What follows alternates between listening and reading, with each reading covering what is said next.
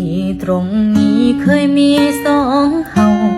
เคยเป็นเงาอยู่เคียงข้างกันเล่าความฝันให้กันฟังสร้างความหวังด้วยแรงใจ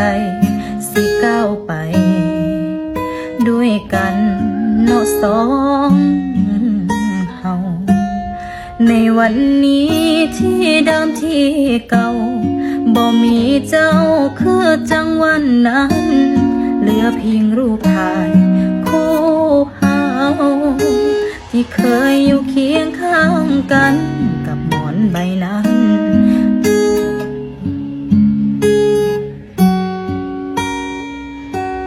หมอนใบเดิมใบเก่าใบนี้น้องต้องขอโทษทีที่มันมีหอยน้